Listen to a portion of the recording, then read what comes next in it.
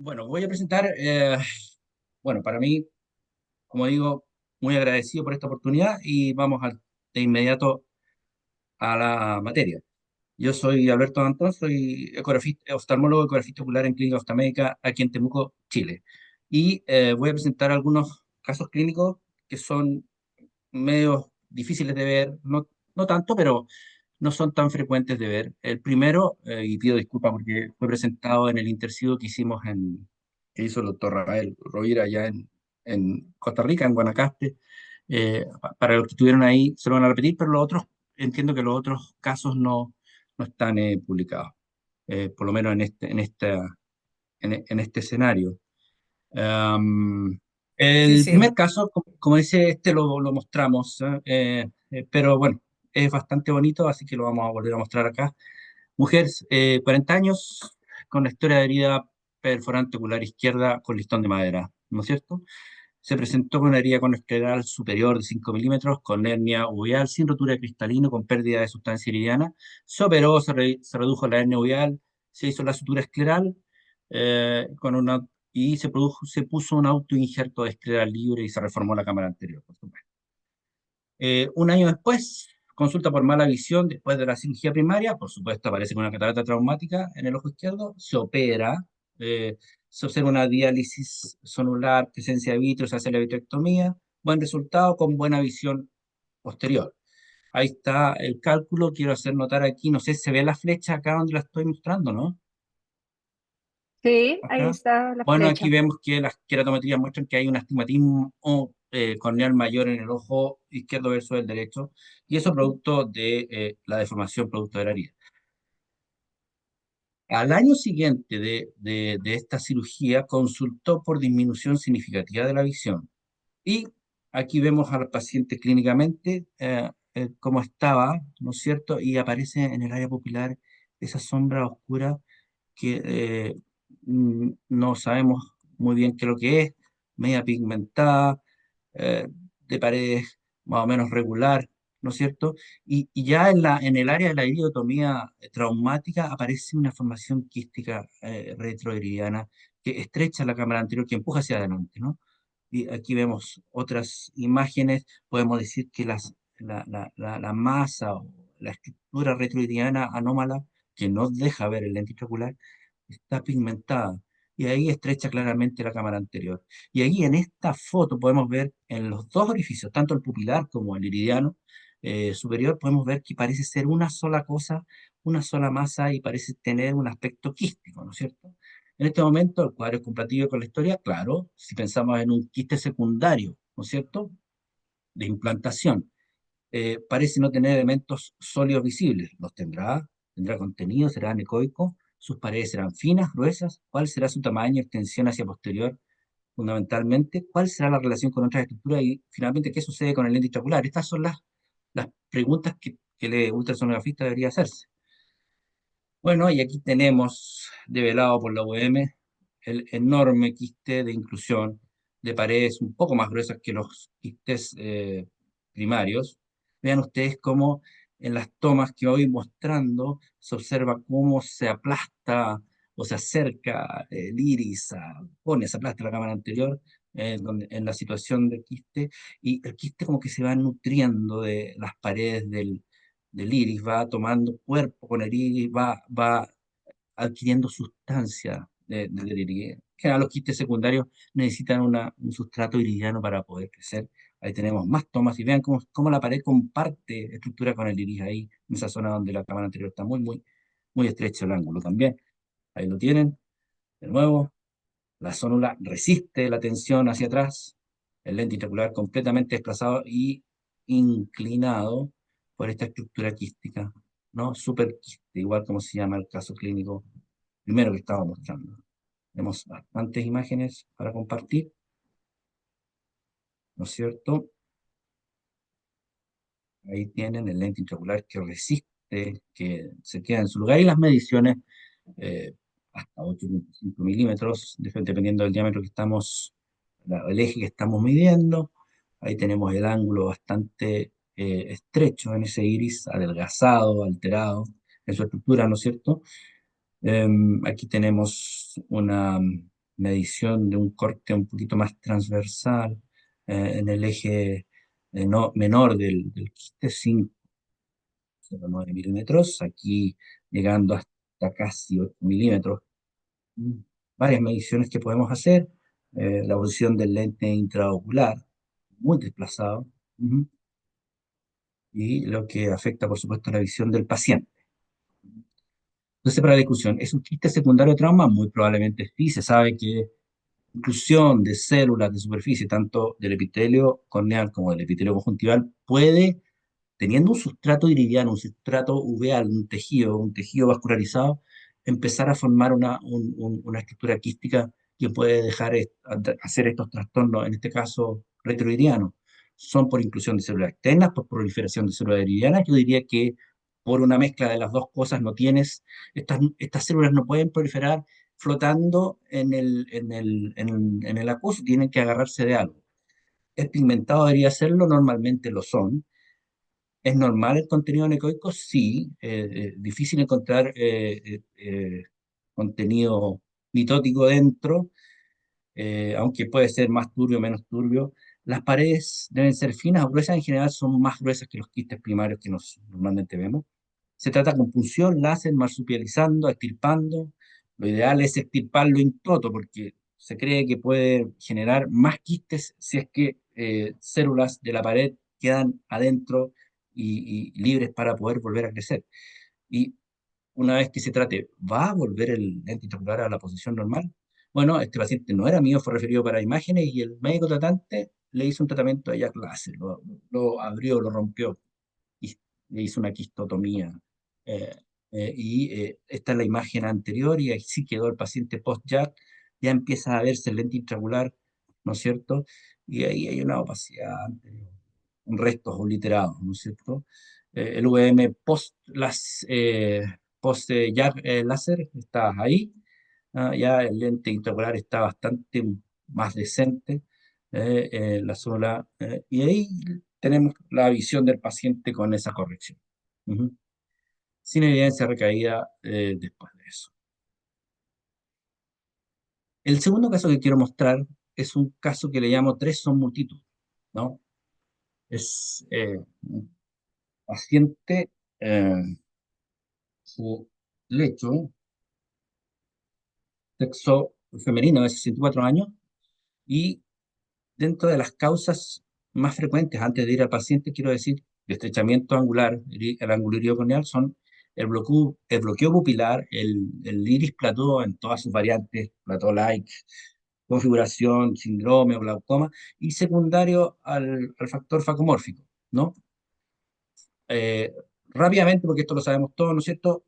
¿Qué es lo que vemos en un paciente con un bloqueo pupilar subcociliar presente, no digamos, cerrado, un perfil bien curvo del iris y un contacto iridocristaliano pequeño, apenas pupilar, a diferencia del factor facomórfico que es más largo. Bueno, ángulo menor de 20 grados, algunos dicen 18, otros 22. Yo digo 20 para abajo ya es un ángulo ocluible.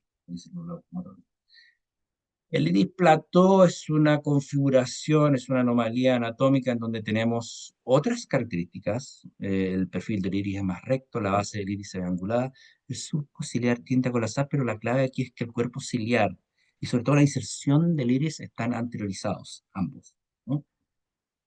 Y en el factor facomórfico tenemos un cristalino muy grande para el ojo que lo contiene, ¿no es cierto? Una cámara anterior muy estrecha, marcadamente estrecha.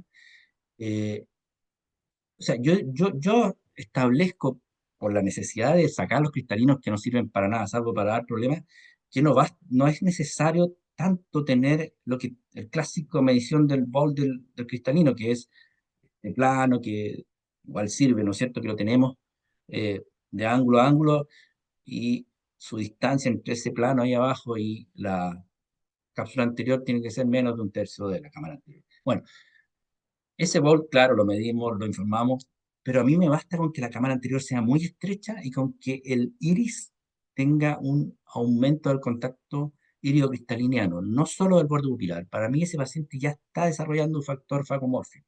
¿Mm? Nosotros le ponemos límites, pero hay un continuo en esto y sobre todo ese cristalino va a seguir creciendo. Entonces, cuando tenemos eso, hay que estar bastante pendiente porque saben que el glaucoma facomórfico no se libera con iridotomía, hay que sacar el cristalino. Y respecto a las combinaciones, que es el caso que nos convoca, son bien frecuentes la combinación de iris plató eh, con bloqueo pupilar en el mismo ojo. Menos frecuente, pero lo he visto también el iris plató con la configuración plató con factor facomórfico.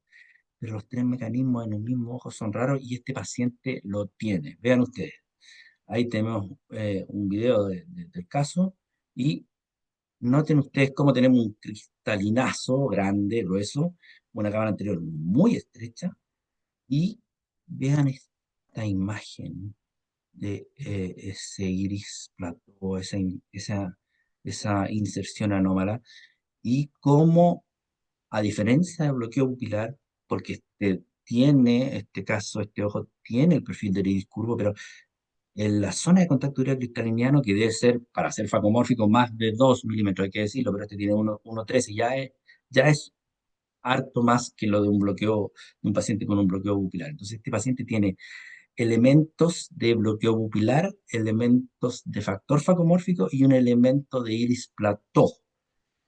Ujú. Ahora, ¿cuál es la medida correcta? La otra vez lo discutíamos. Sabemos que la línea que viene por acá, que separa la esclera más ecogénica de la uvea menos ecogénica, esa línea donde muere en cámara anterior es el espolón escleral y es donde hay que poner el vértice cuando medimos el ángulo.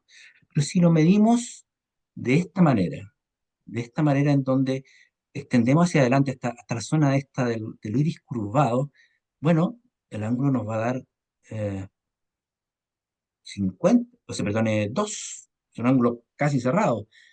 Pero si lo medimos de esta otra manera, eh, en donde ponemos la medición del ángulo en esta zona, bueno, el ángulo nos va a dar un ángulo completamente, la medición nos da un ángulo completamente abierto. Entonces, ¿cuál de las dos mediciones hacemos?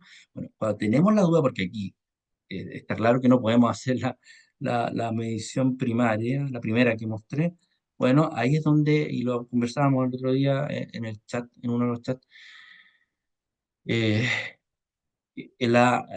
utilizar lo que nos enseñó el doctor Chuck Pavlin, que es la distancia de apertura angular 500, ¿no es cierto? Espolón escleral, 500 micras en paralelo a la córnea y tomamos la perpendicular a ese plano, ¡pa! Y medimos. Aquí están las, digamos, los valores normales y lo hicimos acá, en este caso, y claro, nos da un valor en donde aparece un ángulo no estrecho. Bueno, este paciente no tiene hipertensión intraocular, no tiene glaucoma de hipertensión, y aquí Mario Latorre siempre nos ha mostrado casos en donde el iris plató salva la situación. Yo creo que este es uno de ellos, generando un espacio de apertura. Pero no hay que olvidar que este caso tiene los tres componentes más importantes y es raro de ver, por eso quise mostrarlo. Ujú. El tercer caso que voy a mostrar es el que llamo 4x4, ¿no? Es un varón de 41 años, ojo derecho, y se refiere a quistes iliociliares primarios, ¿no?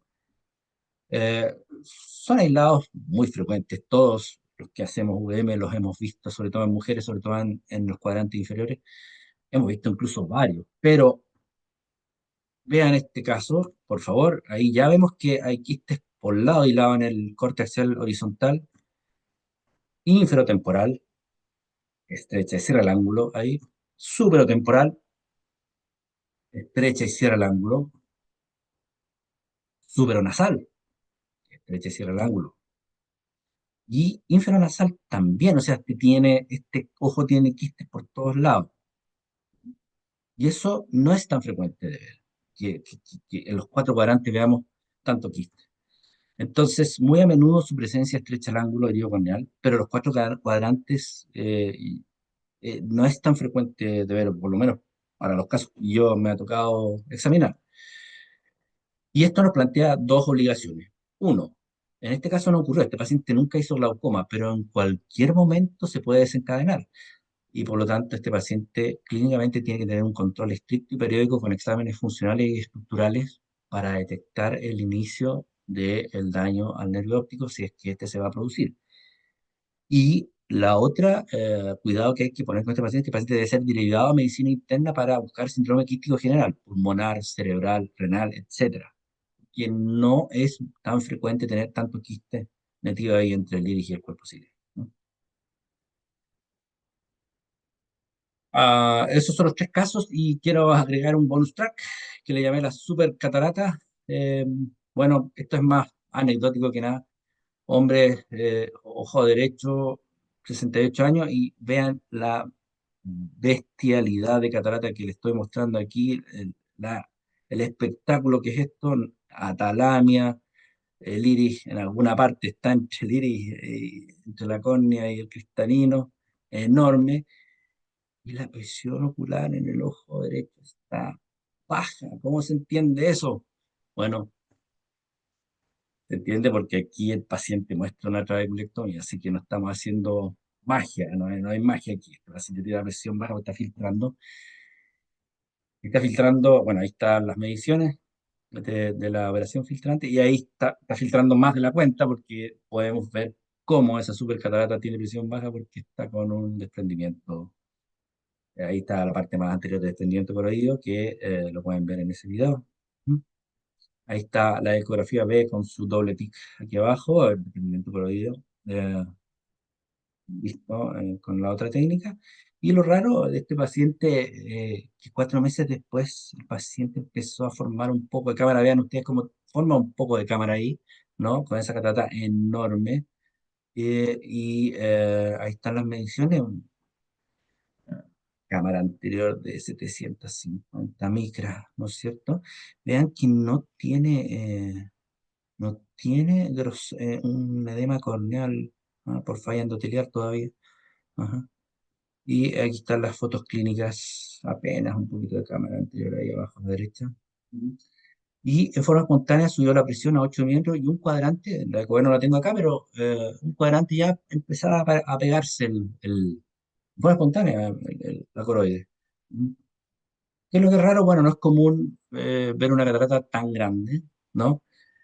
También es raro que no tenga edema corneal, pero eso lo puede desarrollar más adelante. Es raro que el ojo recupere espontáneamente la cámara y la presión, aunque los glaucomatólogos dicen que han visto casos así. Lo más raro es que, y la gracia de que le hice la UM es que el colega me preguntó a mí si había que operar la catarata al tiro, y yo le dije, esperemos un poco, ¿ah? Porque quería operarlo temprano. Así que, bueno, esto es más anecdótico que docente, pero también muestra cosas extrañas que de repente los ecografistas nos encontramos en nuestros pacientes. Quiero agradecer a todo el mundo por esta oportunidad, por este espacio, y quiero invitarlos al Intercido. Ojalá que podamos ver bien el video que hicimos para poder promocionarlo acá en Temuco. Quiero que todo el mundo de Latinoamérica pueda venir a mostrarnos sus casos el 12 al 15 de noviembre en esta ciudad. Estamos preparando algo bastante entretenido. Tenemos charlas magistrales. El doctor Mario va a hacer una charla magistral. Ya se comprometió hablando de inteligencia artificial y ultrasonografía. La doctora Jimena Worstman, experta mundial en ecografía de piel y párpado, va a hablar de eso en su charla magistral. Va a estar muy interesante. Va a haber un muy lindo paseo al volcán y al lago que tenemos aquí cerca. Precioso el lugar y queremos hacer algunas fiestas ochentera y noventera. Vamos a ver si nos da la energía para poder hacer eso, para que todos lo pasemos bien acá en Temuco y sea un intercido inolvidable como han sido todos en los cuales yo he tenido la suerte de participar. Así que eso es todo y muchas gracias.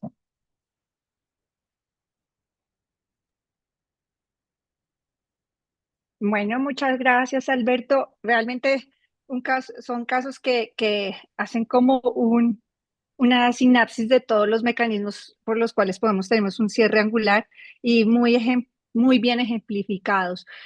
Al final vamos a hacer las preguntas. Voy a continuar con la siguiente charla a cargo del doctor Nahuel Pantoja, quien nos va a hablar sobre ecografía en uveitis. Por favor, doctor. Ok, gracias, doctora. Voy a compartir mi pantalla. Ahí creo que está todavía la de Alberto, Alberto. Alberto, sí, ajá. Tienes, sí, ya, perfecto. ¿Es algo bien? Mm, ¿Está bien? Perfecto, ¿se ve? Sí, ahí se ve bien. Sí, sí, Falta se ve, ponerlo Perfecto, se ya. ve bien. perfecto. Primeramente, agradecer al comité del capítulo peruano de imágenes por la oportunidad de poder darles esta charla y acompañarlos. Hoy he querido hablarles acerca de lo que es el ultrasonido en sí en la enfermedad inflamatoria ocular. Pues es este equipo, nuestra lámpara de hendidura, la que sigue siendo nuestra principal arma en nuestra evaluación clínica de nuestros pacientes con uveitis. Sin embargo, vamos a tener determinadas situaciones que nos van a de repente dificultar una buena evaluación. Entonces, ante esto, surge la pregunta, ¿cuál sería la utilidad del ultrasonido ocular? ¿No? Entonces, en relación a lo que es ecografía, ese es un examen que nos va de apoyo al diagnóstico de inflamación ocular cuando hay medios opacos, que nos va a ayudar a determinar las complicaciones, determinar la extensión de la lesión, establecer severidad del caso, así como hacer un seguimiento y evolución, en la evolución y el tratamiento de la enfermedad. Entonces, ¿qué vamos a encontrar en la ecografía? Lo que vamos a encontrar es, podemos encontrar engrosamiento coroideo, podemos encontrar ecos en cavidad, que se traduce en vitreitis, podemos encontrar edema escleral y signo de la T en la escleritis, así como también desprendimiento de retina. Por ejemplo, en este caso, ante la presencia de vitreitis, podemos llegar a ver mejor lo que es el desprendimiento del vitrio posterior, ya que se va a impregnar la hialoides posterior. También en relación a lo que es vitreitis, vamos a poder determinar las características de esta, la densidad, en este caso, por ejemplo, vamos a tener esos espacios, ¿no? Que son la vitriosquisis, la asociación también, aparte de esto, de engrosamiento de la pared, ¿no? Podemos determinar y evaluar bien lo que es la extensión en las bandas y membranas, o sea, ver dónde van, si están asociadas o no a lo que es granulomas periféricos, ¿no? Podemos ver esta imagen sobreelevada adyacente a la pared de mayor reflectividad, que nos va a dar, dependiendo de la cronicidad, nos va a dar una variabilidad en grado variable de lo que es la sombra acústica posterior, ¿no? En lo que son uveitis intermedias, la presencia de estas opacidades, conocidas como son los copos de nieve, ¿no? Que también nos permite hacer una evaluación en el modo B. Ahora, en lo que es endoftalmitis, también es de gran utilidad el modo B, puesto que nos permite ver el grado de opacidad vítrea. Generalmente son opacidades bien densas, asociadas a engrosamientos difusos de la pared. En este caso también se puede ver lo que es, ¿no? La presencia de un cuerpo extraño intraocular, la presencia de pseudomembranas, ¿no? En el caso de escleritis posterior, vemos un engrosamiento difuso de la pared posterior. Podemos ver lo que es el signo de la T, que no es otra cosa que el acúmulo de líquido subtenoniano por fuera de la esclera, eso principalmente en el polo posterior. Vamos a ver que este edema subtenoniano va a ser el signo de T con la sombra de lo que es la sombra del nervio óptico. Ujú. Muchas veces nuestros colegas especialistas en uveitis nos piden valorar lo que es el grosor el grosor de la coroides. Sin embargo, cabe acotar que muchas veces, o la gran mayoría de veces, no es posible distinguir específicamente en lo que es la retina, este complejo retina coroides esclera. Lo que hacemos más es medir todo el grosor del complejo ¿no? Rara vez he visto que, o son muy pocas veces, o podemos decir contadas veces, las que se he podido medir solamente lo que es coroides o solamente lo que es esclera, pero la mayoría de veces medimos todo el complejo.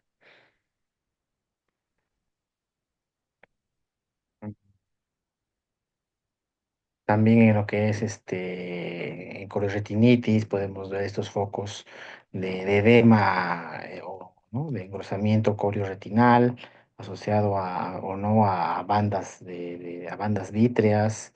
En la toxocariasis, como ya les puse algunas imágenes anteriormente, podemos ver claramente, ¿no? La extensión de la lesión que va generalmente de papila hacia la periferia y la mayoría de veces asociadas a granulomas periféricos.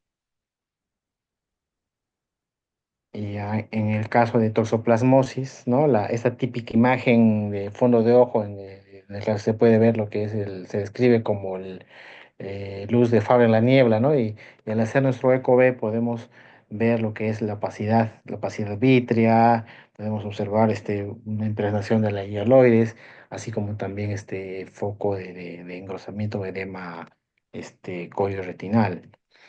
En la enfermedad de Bosco-Yanagi arada también vamos a observar una gran opacidad vítrea asociada a desprendimiento seroso de la retina y a su vez también un engrosamiento difuso de la pared,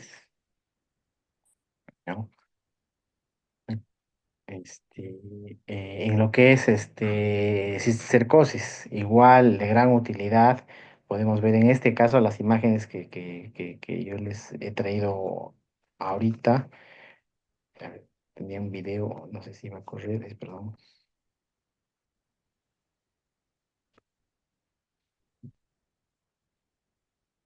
Perfecto. Me parece que no, sí. En la cual básicamente lo que observamos en este caso es, ¿no? La fase vesicular coloidal de esta larva, ¿no? Donde se ve que se va a degenerar, y la larva al morir va a generar una gran inflamación, así como edema de los tejidos adyacentes. La mayoría de veces se encuentra, bueno, las veces que hemos visto con el doctor Mario y la doctora Malena, allá en el instituto, hemos visto en fase vesicular y fase vesículo-coloidal, ¿no? No recuerdo yo haber encontrado alguna imagen no, en fase nodular granular o fase nodular calcificada, ¿no?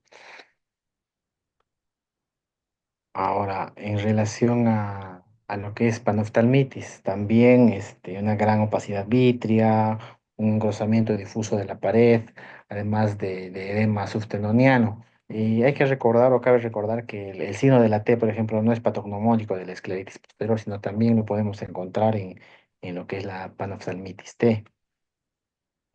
Ya hablando ahora acerca de lo que es el VM, pues es un examen que nos va a permitir evaluar, por ejemplo, el estado del cuerpo ciliar, la atrofia, ¿no? Del iris, adelgazamiento escleral, la presencia de sinequias, ya sean anteriores o posteriores. No podemos ver claramente la celularidad a nivel de la cámara anterior y ser densa, o una celularidad leve, moderada, como acá en el video que les muestro, hay un puntillado a nivel de la cámara anterior, se puede observar, ¿no? Después podemos evaluar también perfectamente lo que es la presencia de dipopion, el grosor, ¿no? Del iris, en caso de ya sea de una enfermedad en fase aguda o ya fase crónica, donde en la fase aguda puede haber un engrosamiento, ¿no? Como parte de lo que es la iritis o atrofia de todo el estroma iridiano, la presencia de sinequias anteriores, periféricas. Podemos evaluar perfectamente lo que es el cuerpo ciliar. La imagen hacia la izquierda se puede ver perfectamente lo que es un edema del cuerpo ciliar. En contraparte, vemos acá en la imagen a la derecha, también hay una atrofia del cuerpo ciliar, característico en cuadros ya crónicos, por ejemplo, ¿no? En el síndrome de hipotonía crónica, también nosotros vamos a poder evaluar lo que son los procesos ciliares. Por ejemplo, acá en la imagen A podemos ver cómo se observan los procesos ciliares de forma normal. En la imagen contigua a la imagen B podemos ver ahí una atrofia leve. La imagen C nos muestra una atrofia moderada. Y la última imagen, la imagen D, ya nos va a mostrar una atrofia severa con un decapitamiento de lo que es, ¿no? Los procesos ciliares. podemos ver lo que es la coroides anterior, evaluar lo que es el desprendimiento y su fusión coroidea. Acá en la imagen se puede ver claramente, ¿no? Lo que es la presencia del desprendimiento de la coroides, que puede llegar incluso a la base del cuerpo ciliar con acúmulo de líquido, ¿no?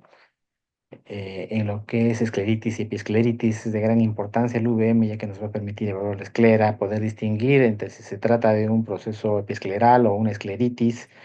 Así también es de gran importancia para medir lo que es el grosor de la esclera, puesto que muchas veces hay la necesidad de colocar inyecciones paraoculares y necesitamos ver ese detalle para evitar complicaciones, ¿no? Como perforamientos, ¿no? En este caso, ¿no? En el caso de la evaluación de membrana ciclítica, de igual forma el VM nos permite evaluar la presencia o no de estas membranas ciclíticas,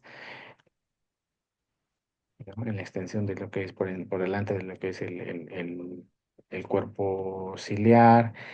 Cuando tenemos cataratas uveíticas, nos va a permitir ver la presencia de sinequias posteriores, cómo está ¿no? La integridad de la cápsula anterior, de la cápsula posterior. Igual, también nos permite encontrar estas curiosidades, ¿no? Bueno, yo no sé si alguno de ustedes habrá visto alguna vez así este tipo de imágenes, ¿no? A mí me parece, por ejemplo, la primera imagen parece el Kung Fu Panda, y la de abajo parece una calabaza del Día de Brujas, ¿no? No es lo usual, pero a veces nos trae este tipo de cosas, ¿no? En lo que es pars planitis, igual podemos ver la presencia de bandas y adherencias vítreas por delante de la pars plana, la presencia de los famosos bancos de nieve, ¿no? Acá, por ejemplo, en el video podemos ver claramente lo que es la presencia de bancos de nieve. Acá estas imágenes que son cortesía del doctor Ramiro Prada, donde podemos ver en la imagen a la izquierda la presencia de lo que son las bolas de nieve, y en la imagen a la izquierda vemos los bancos de nieve, ¿no?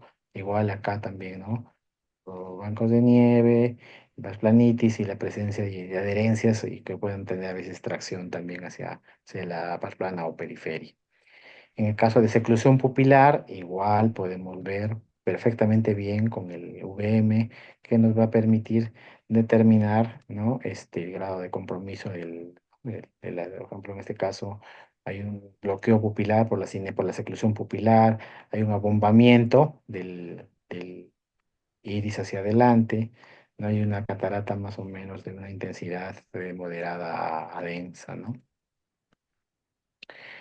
Ya hablando de lo que son, por ejemplo, uveitis pseudofáquicas, ¿no? Que sí, muchas veces nos han mandado exámenes para determinar si la causa del cuadro uveítico es el lente. En este caso vemos el lente centrado, con las árticas en el saco, en contraparte de esta imagen donde podemos ver un desplazamiento del lente intraocular, donde hay un roce además del lente con la cara posterior del iris, además de que se puede observar claramente la presencia de restos cristalinianos, ¿no?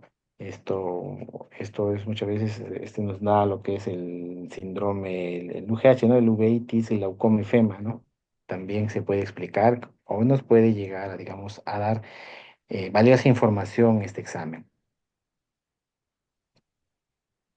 ¿no? Entonces, en conclusión, el ultrasonido es un método indoloro, no invasivo, que va a ser operador dependiente. Es una herramienta que nos va a proporcionar información importante para el diagnóstico, el tratamiento y seguimiento de la evolución de estos casos. Nos va a dar información que debe ser añadida a la historia clínica y no a la clínica, y no es al revés, ¿no? Eso es todo lo que les he traído hoy día. Les agradezco mucho el tiempo que me han permitido darles. Y bueno, estoy llano ante cualquier consulta o pregunta que puedan de repente hacerme. Gracias. Ay, muchas gracias, doctor. Y abrimos el, el panel para que nos hagan preguntas. Aprovechen a estos dos grandes ponentes y creo que con las dos presentaciones que hemos tenido hoy se abre para mí, dentro de la utilidad del UVM, dos campos súper útiles que de pronto con otros métodos de imagen no tenemos la misma información, y es en el estudio de la enfermedad inflamatoria ocular y en el estudio y seguimiento de pacientes con glaucoma. Quiero comenzar, y mientras todos se animan a ir haciendo preguntas, a hacerle una pregunta al doctor Danton sobre su tema.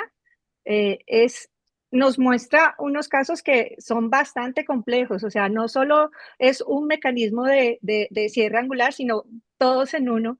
Y tal vez es que tan frecuente usted ve la combinación de mecanismos de estrechez angular en su práctica de UVM, porque por lo general no lo mandan solo por cierre angular y estudia si ve solo un iris plató o si o solo un ángulo cerrado primario.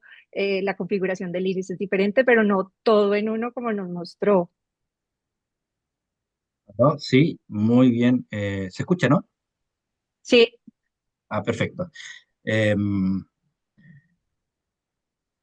ahí viene una pregunta respecto a los milímetros. Bueno, nosotros hicimos una cosa muy simple. Agarramos todos los pacientes que en varios años hemos diagnosticado objetivamente con ángulos eh, eh, menores de 20 ocluibles.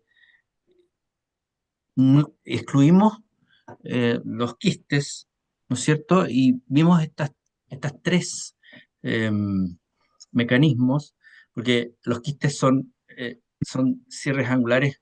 El doctor Mario le gusta hablar de póstero-anteriores, que vienen desde atrás hacia adelante, ¿no es cierto? Bueno, aquí no están los quistes y en realidad entre esos tres mecanismos teníamos que la gran mayoría de ellos, estamos hablando de pacientes que no necesariamente tienen glaucoma, sino que se demuestra que está estrecho el ángulo. De hecho, de ellos no diría que la mayoría tienen glaucoma, pero ultrasonográficamente aparecen con el ángulo estrecho. Entonces, un 40% de los pacientes tienen lo que llamamos cierre angular primario o bloqueo pupilar, aunque cierre angular primario se supone que tiene que tener sinergia, pero bueno, tenemos una mezcla entre bloqueo pupilar y configuración plató. Eso es lo más frecuente. O sea, el cierre, el bloqueo pupilar puro, que llamo yo, sin elementos plateudiformes, no da más en la estadística que yo manejo, más del 20 a 25% de los casos. Hay un 20% de pacientes que tienen iris plató puro y hay un 10% de pacientes que tienen un factor facomórfico evidente. Ujú. Eh, y eso es básicamente, en el fondo, es, es si tú tienes un paciente que tienes que hacerle tratamiento por un glaucoma de ángulo estrecho, ¿no? Eh, ¿Hay alguna posibilidad de que la sola iridotomía no te funcione? Evidentemente, los pacientes con factor facomórfico no va a funcionar bien. Y eventualmente los pacientes con un iris plató muy prominente podría también no funcionar. O sea, el mensaje es que hay muchos pacientes que puede seguir deteriorándose con una eriotomía periférica eh, nítida, que todavía está funcionante, ¿no? Y eso hay que tenerlo bien presente porque el iris plató es bien frecuente y es bien frecuente que esté combinado con elementos de bloqueo pupilar. Y nos vayamos solamente por el bloqueo pupilar. Obviamente que se hace la iridotomía, pero en estos casos sería bueno hacer la iridoplastía y ver cómo anda el paciente. Bueno, ahí hablar con la gente de glaucoma. Pero esa es más o menos la estadística. Yo me sorprendí porque no pensaba que había tanto paciente combinado. Y la verdad es que sí lo hay, bastante. Y respecto a la pregunta que aparecía ahí, bueno, eh, el libro el libro de texto de Pavlin dice que el factor facomórfico debería ser considerado si es que la zona de contacto irido-cristaliniana, que nosotros la podemos medir perfectamente, es de 2 milímetros o más. Pero ya empiezo a sospechar cuando ya es más de 1.2, 1.3 milímetros y sobre todo si la cámara es muy estrecha, como en este caso que tenía 1.6 milímetros, es una cámara estrechísima. Esos pacientes, el cristalino va a seguir creciendo, entonces yo recomendaría sacar el cristalino. Hay que entender que el cristalino es un dispositivo que está ahí funcionando hasta los 55 años, de ahí en adelante está para dar problemas solamente. Bueno, soy, al igual que Mario de la Torre, soy de la idea de la faco-glauco preventiva, por así decirlo. Bueno, hay que evaluar caso a caso, pero soy de esa idea y creo que esa idea debe imponerse. Eh, eh, Cada grupo hace su experiencia, cada grupo tiene su forma de trabajar, pero es algo con lo cual yo simpatizo. Eso es lo que quiero decir. Y así como muy corto, ¿ha visto muchos casos de cierre angular secundario a quistes iridociliares? No solo iris platus, sino ya solo iris, quistes, Bueno, he visto quistes por como mecanismo montones. secundario de cierre, no sectorial, sino ya de cierre Claro, angular. hemos visto por montones, pero no he visto pacientes muy frecuentes que hagan glaucoma porque tienen, por ejemplo, cerrado un cuadrante. Uno normalmente cuando hace VM y ve quistes, a veces ve complejos de quistes, uno al lado del otro y que llenan un cuadrante Sí. entero. Y no he visto mucho paciente que haga glaucoma por esto. He visto algunos, pero son los menos, ¿no? En realidad pareciera Ok. ser que el ojo aguanta bastante la presencia de los quistes, pero esta paciente que mostré, en realidad está llena de quistes y puede hacer glaucoma en cualquier momento. Voy a cambiar un momento a otra pregunta y para continuar con una que nos están haciendo en el chat y va al doctor Nau sobre su charla. Es muchas veces en la práctica diaria sin antecedentes es difícil poder distinguir si un proceso inflamatorio es secundario a algo no infeccioso versus infeccioso. ¿Qué hallazgos ecográficos consideran más relevantes para diferenciar entre una uveitis posterior y un cuadro de endoftalmitis en pacientes con opacidad de medios? Perfecto. En relación a eso, pues nuestro modo B es una herramienta clave cuando hay opacidad de medios que impiden la visualización del fondo de ojo. Entonces, en casos de uveitis posterior, los hallazgos típicos nos van a incluir membranas vítreas móviles de ecogenicidad variable, engrosamiento coroideo moderado y en algunos casos también desprendimiento seroso de retina. En contraparte, en la endoftalmitis vamos a poder observar un vitrio con ecos densos y homogéneos, puede dar una vitritis intensa. Podemos encontrar incluso enlosamiento escleral, membranas gruesas y móviles, y en ocasiones también desprendimientos coroideos o retinianos. Además de eso, nos va a ayudar también lo que es la evolución rápida, ¿no? Y el contexto clínico que nos van a ayudar a complementar la interpretación ecográfica. Eh, bueno, en la práctica privada sí me ha tocado hacer pacientes solamente que vienen con una orden donde dice ecografía ocular, ¿no? A diferencia de en el hospital que uno Sí. tiene el acceso a la historia clínica, uno puede darse el tiempo de revisarla, pues, y a veces nos toca pues hacer de recordar nuestra práctica, nuestra anamnesis, ir preguntando más o menos, ¿no? Y de acuerdo a eso también ayudarnos ¿no? Con la parte ya nos va orientando nuestra clínica en la conclusión ecográfica que nosotros vayamos a tener. Y en algún caso en especial considera que el uso de ultrasonido o el ultrasonido, ya sea por ecografía modo B o VM, nos es útil para el seguimiento de enfermedades inflamatorias y qué parámetros debemos monitorizar en esos casos. Claro, el ultrasonido va a ser es una herramienta útil o básica en casos de opacidad de medios, ¿no? Como les he dicho que no podemos evaluar el fondo de ojo. Por ejemplo, en casos de vitritis intensas, cataratas hipermaduras, ayuda bastante. O en el caso de complicaciones que sospechemos, pues, a raíz de estos procesos inflamatorios, como por ejemplo desprendimientos de retina, o membranas fibrovasculares o engrosamientos corioretinianos. Nosotros lo que valoramos o los parámetros que valoramos en el seguimiento de estos pacientes, básicamente es lo que es la densidad y distribución de los ecos vítreos. Evaluamos también el engrosamiento coroideo o escleral, los experimentos serosos y así también como la evolución de membranas inflamatorias, ¿no? Que es que lo principalmente que observamos en estos casos.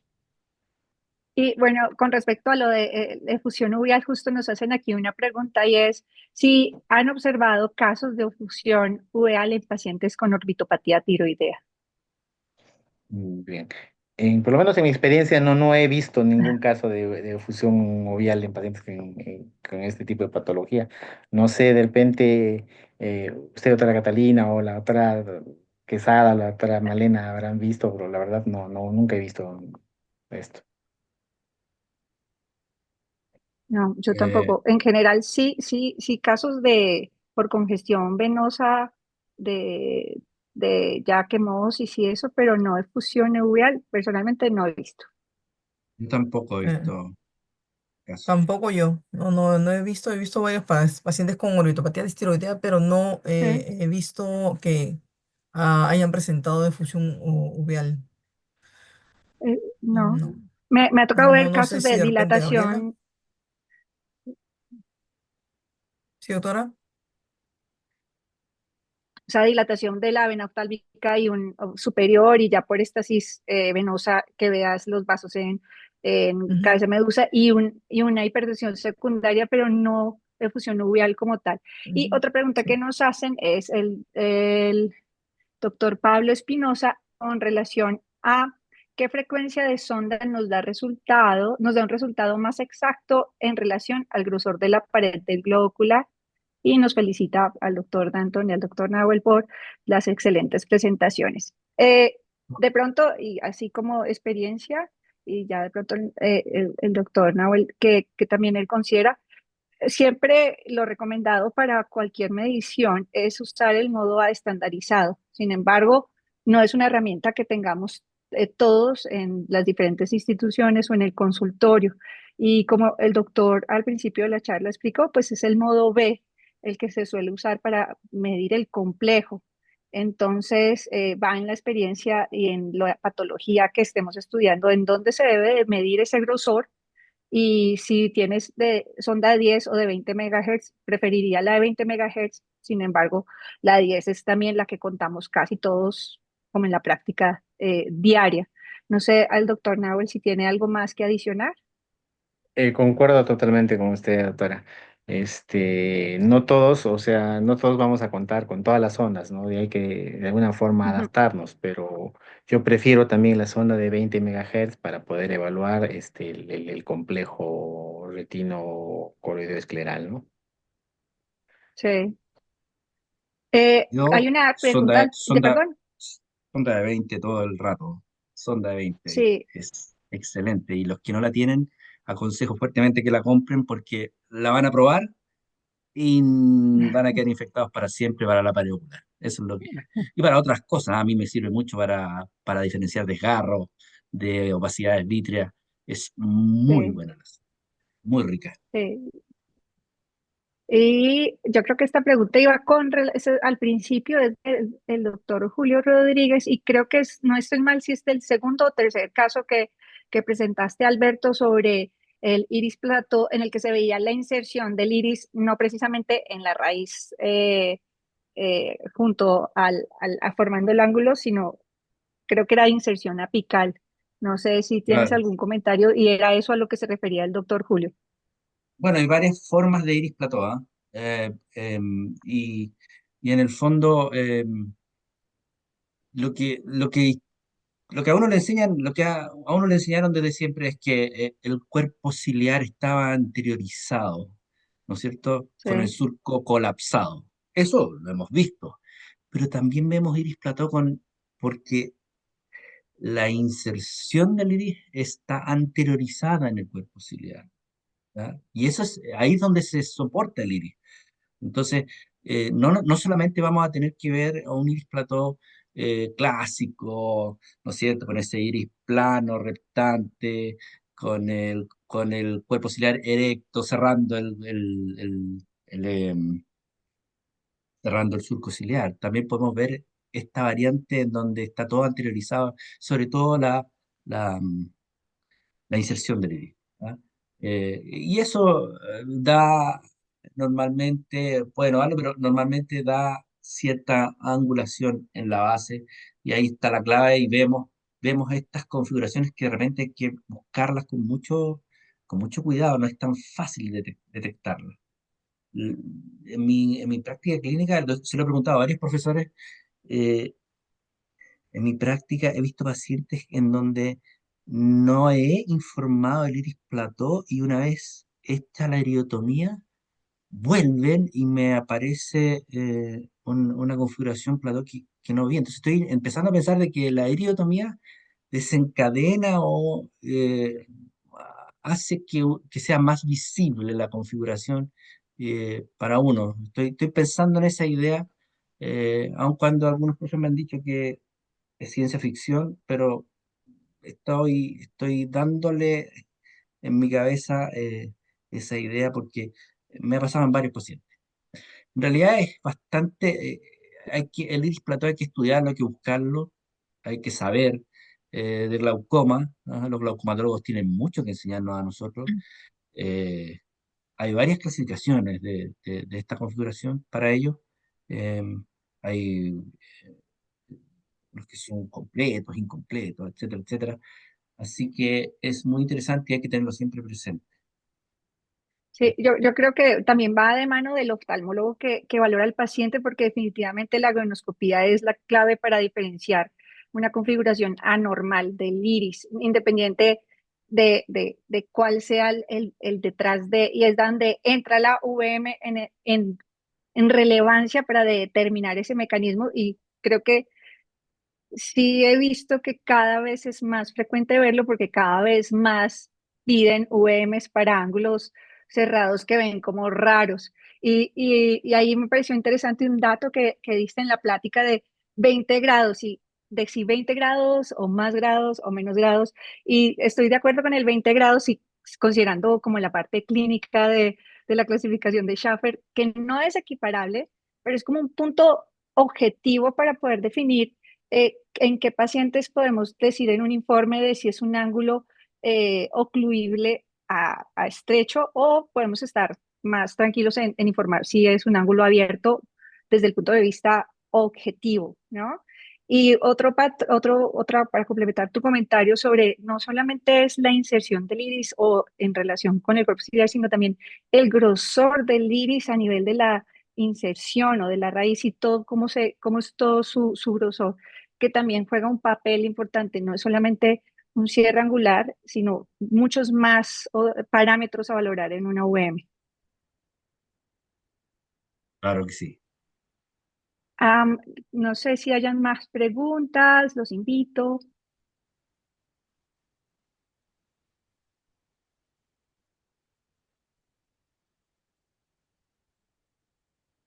Bueno, por ahora ya tenemos 5 minutos, entonces quiero volver a intentar pasar el video. Denme un momento, a ver si podemos. Sí, buenas noches. Sí, ahí está, justo. Ujú. Déjenme, me desconecto aquí. Sí, lo va a transmitir nuestro encargado a partir de la presentación. Lo va a compartir en ese momento.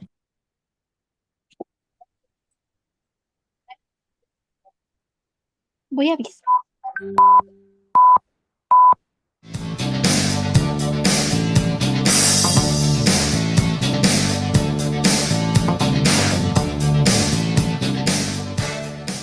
Estamos aquí en la Avenida Alemania, la principal arteria de nuestra ciudad. Y esta es la Universidad Mayor, que será la sede de nuestro congreso, el Intercibo Temuco, noviembre 2025. Este auditorio, el aula magna de la Universidad Mayor, será el magnífico escenario que nos reunirá del 12 al 15 de noviembre, acá en Temuco. Y a menos de 10 minutos por la siempre concurrida Avenida Alemania, se encuentra el mejor núcleo hotelero, comercial y gastronómico de la ciudad.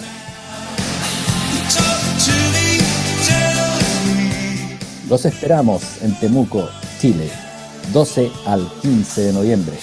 Intercivio 2025.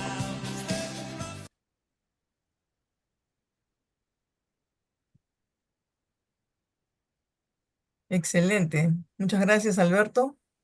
No, Yo de creo que va a ser nada, gracias. un Gracias a ti. evento muy bueno, Sí, muy bonito para poder compartir, reunirnos y compartir experiencias. Una hermosa ciudad Gracias.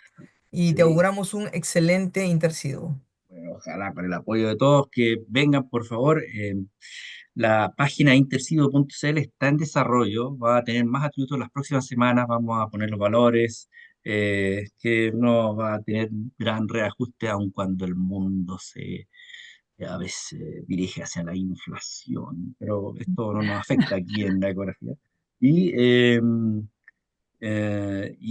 vamos a poner bueno, lo que normalmente se hace es poner todos para las charlas, digamos, cuáles son los requisitos que van a ser bastante flexibles para poder incentivar a que todo el mundo venga, porque queremos que todo el mundo desde México, desde Estados Unidos hasta acá, venga a Temuco, lo conozca, lo lindo que es y que podamos mostrar el caso que tengan, mostrarlo, el trabajo libre que tengan, mostrarlo, la serie de casos, etcétera, etcétera. Vamos a estar aquí dando un espacio para que todos podamos compartir. Eso, Muchas gracias, Alberto, por la invitación. a tu orden. Malena, Gaby, muchas gracias por el espacio. Creo que fue dos ponentes magníficos, dos presentaciones muy enriquecedoras. Creo que es poco el tiempo para cada tema porque de enfermedades inflamatorias realmente la ecografía tiene una utilidad inmensa y ni qué decir para el estudio de glaucoma, no solo en el diagnóstico, sino en el manejo y seguimiento de muchos procedimientos que hoy en día se usan no invasivos para tratarlo y que por VM creo que es así también la mejor forma de evaluarlos y tristemente también sus complicaciones, ¿no? Entonces, pues es un gusto haber moderado este evento hoy y un gusto verlos a todos. Muchas gracias, Catalina, por Muchas tu gracias. acompañamiento. Gaby, por favor. Y realmente agradecerles a todos por su participación. Gracias, Catalina. Excelente, excelente la moderación y siempre un gusto y un honor tenerte con nosotros. Gracias, Gracias. Alberto. Gracias, Nahuel. Excelentes exposiciones. Creo que todos hemos quedado contentos y además muy motivados. Así Y es. ya estamos ya empacando y haciendo maletas Así es. para, para Un saludo Chile. especial de parte del doctor Mario, siempre para todos. Así Y es. muchas Bueno, gracias, Nahuel sí. y Alberto. Han sido unos temas muy interesantes, casos muy bonitos. Y bueno, estamos aquí para siempre para compartir todo lo que tengamos a la mano y poder ir enriqueciendo este hermoso mundo de la ecografía. Sí. No, Muchas gracias. gracias a Gracias por la todos. oportunidad. Bonita semana para todos. Ok, encantado. Gracias. Chao, chao. Chao, buenas noches.